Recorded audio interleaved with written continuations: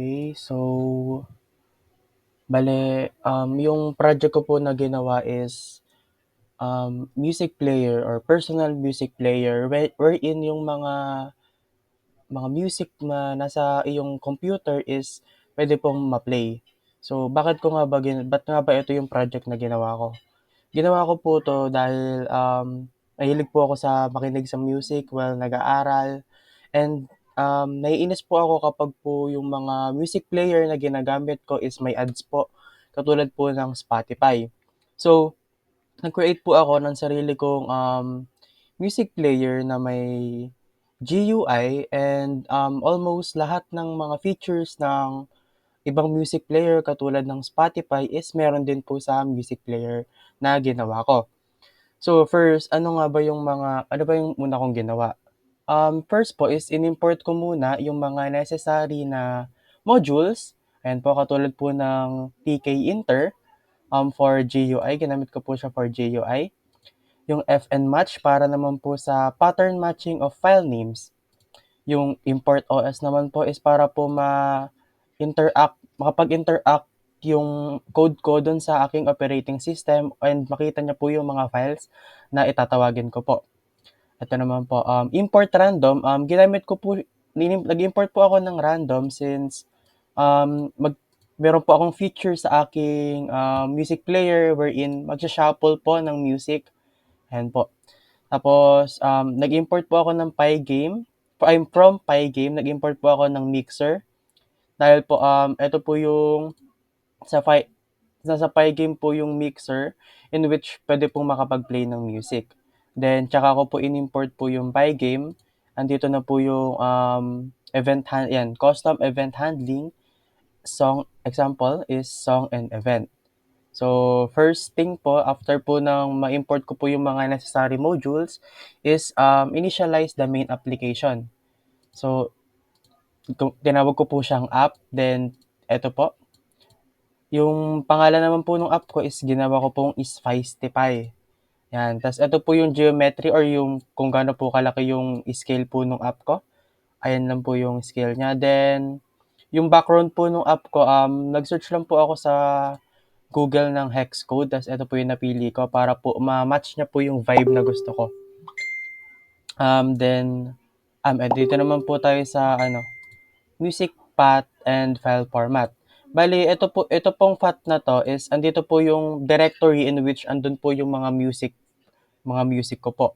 And yung file format naman po is andito po siya para po yung mga hanapin na file is naka MP3 dahil nga po music player po yung project po.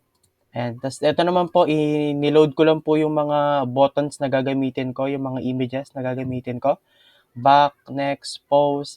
Bali, andito po yung mga yan. Ayan po yung mga ginamit ko po. Ayan, ito may logo. Ayan, andyan po yan. Tapos, yan, nag-create po ako ng list box para i-display kung saan po madi-display po yung mga songs na nandun po sa may directory po natin. And in-initialize ko na rin po yung mixer, pati po yung Pygame. Tapos, song end. Andito po ito para po malaman, dito na po tayo sa mga functions para sa pinaka-application. Ayan, select. Um, ang, ang function po na ito is, um, siya po yung magpe-play ng selected song doon sa playlist.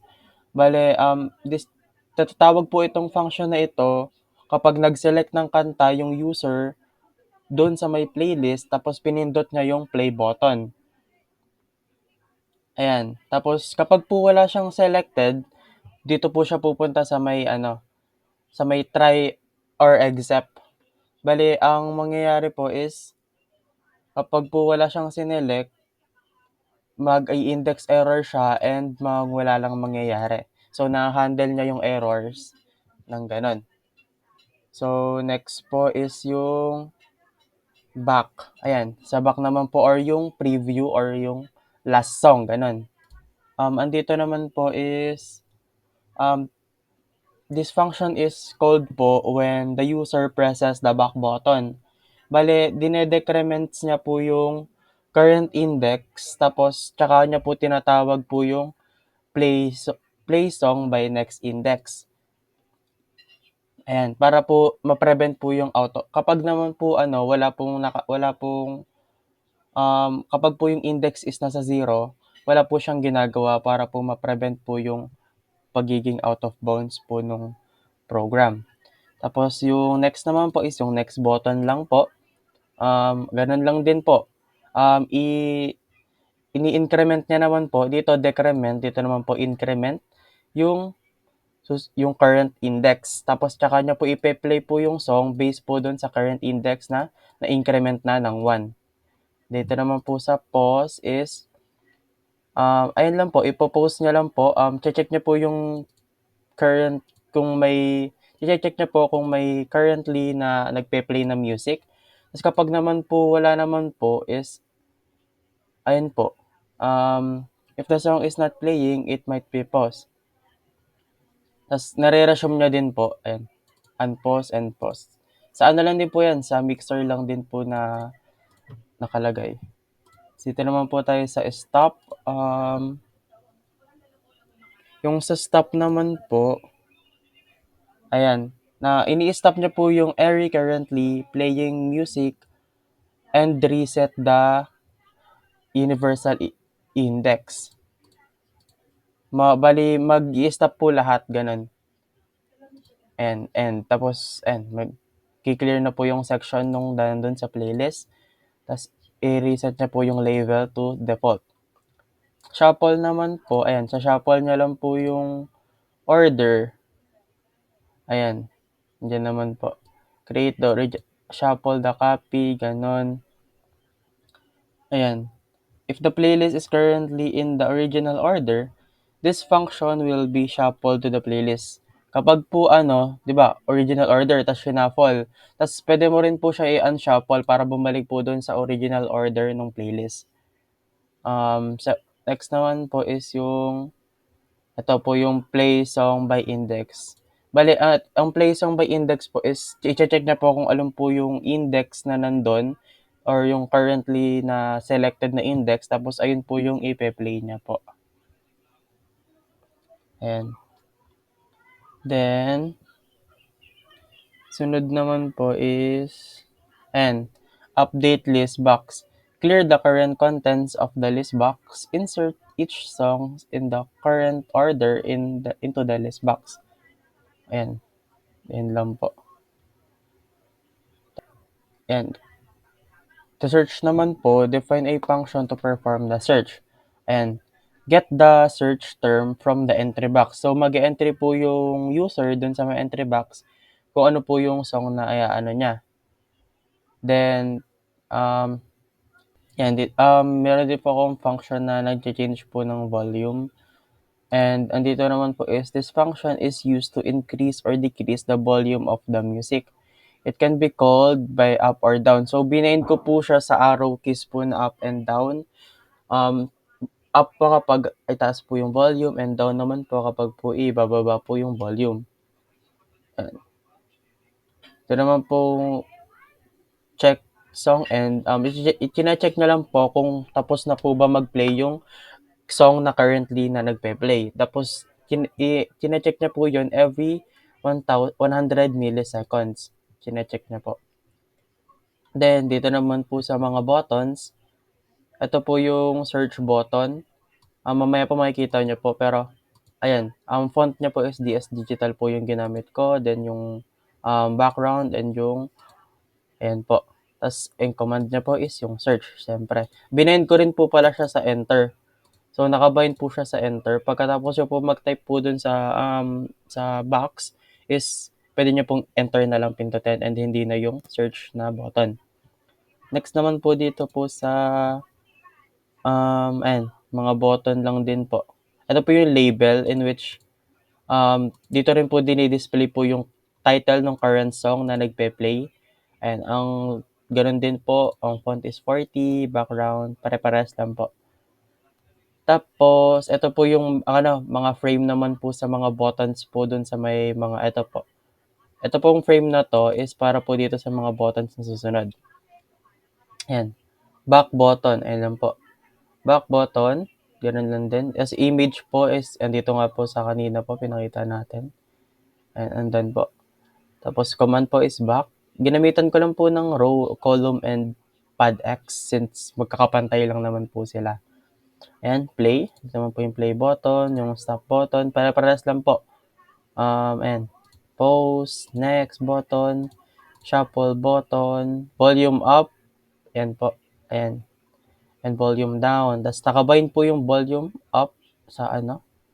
Tapos ayan, nakabind po sa arrow keys po yan. Tapos naman po dun sa update time label. Bale, ito pong ginagawa po na itong yung update time label is kung ilang seconds na po or gano'n na po katagal nagpe-play yung music or anong oras na po dun sa music yung playing. Ang ginagawa po dito is if the music is playing, get the current time in milliseconds and convert it into seconds. And po. Tapos po, split that time into minutes and seconds. Ganun din po. Hati lang ng hati hanggang sa maging minutes po siya. Ayan. Dito naman po sa else, if the music is not playing, yung label po, i-reset niya po yung label into, ayan po, 000 para po malaman na walang nagpe-play or walang oras na umaandar. Tapos, ayan po, i-call the function for the first time. Ito po yan. Then, ayan po, initialize the application's main loop. Tapos, i-play po natin. And niraran ko na po. Yun. Bali, ayan po yung UI po natin. GUI. Dito po yung logo. Ito po yung list box ng mga songs po natin. Pwede po i-scroll para makita. Ito po yung search. Ayan po, search button. Andito po yung label po in which kung ano po yung ipe-play na kanta. Ayun po yung maglalagay dito na title. And po. So, as you can see, nagana po yung volume button. Mamaya po maririnig nyo po na nahina po talaga. Ito po yung update time, shuffle, next, pause, stop, play, tapos back po. Ito po muna, sige, shuffle po muna tayo. Bali, ayan po. May hinaan din po yan. Gamit po yung button, yung arrow keys down. Ayan. Nakamute na po since 0% po. Tapos nagana rin po itong arrow, ayan. Nagana rin po yung pinaka-button dito sa screen na nahinaan din po. Tapos dito naman po, di ba, na shuffle na po. Pag po ni-next natin, ito po yung magsusunod na magpe-play. Since nag-shuffle na po yung index. Ayan, pe-play na po. Tapos pwede rin po natin siya i-pause. Pause, yan. Since naka-pause po, ayan. Ganun po. Tapos pag in-stop po, pabalik lang ulit doon sa music players. Then wala po magpe-play. Then, yan po. Pwede po tayong mag-select. Ayan. Tapos, select natin. Tapos, play. Ayan. Tapos, pwede rin po natin i-reset po yung order. Kapag click lang po natin ulit. Then, shuffle off. Tapos, tsaka po natin i-click. Ayan, magpili lang po ng kanta. Then, play. Pwede rin po pindutin po yung free back button. Tapos, forward. Susunod na po yun. Tapos yung search naman po, sample po, search po natin yung before na kanta. Enter. And lumalabas naman po. Pag tinanggal po natin, then enter, babalik lang po ulit sa dati. Bali, ayun lang po yung mga features po ng aking personal music player na tinawag ko pong Spicetify. And challenges na I faced po while doing this project, while creating this project. Una po is nahirapan po ako dun po sa pinaka-UI niya po, sa kung papaano po ipe-place po yung mga buttons sa tamang posisyon, kung saan ko po sila gusto i-place. Kung yung pag-aayos po ng image, yung scale po ng image, since yung una ko pong ginawa is sakop po yung buong screen sa isang image lang. So, kailangan ko po silang i-rescale in which para lumiit po sila and magkasya po sila dun sa may column na pinovide ko po. Then, ano pa nga po ba, medyo nahirapan din po ako dun sa, mga functions po na ginawa ko po. Since, nag-research po ako about po dun sa, um, TK Inter, yung Pygame po, yung Mixer. Nanood rin po ako ng mga tutorial sa YouTube kung papaano po sila gawin and yung mga, syntax po nila. Tapos po, ayun po, na-overcome ko po sila by watching YouTube tutorials po, nagbabasa rin po ako sa Google, nagse-search po ako sa kung papaano po gawin yon. And ayun po, paunti-unti po na-build up ko po yung program in which eto na po yung kinalabasan. I think na it's a success naman po. Ayun na po, bale thank you po.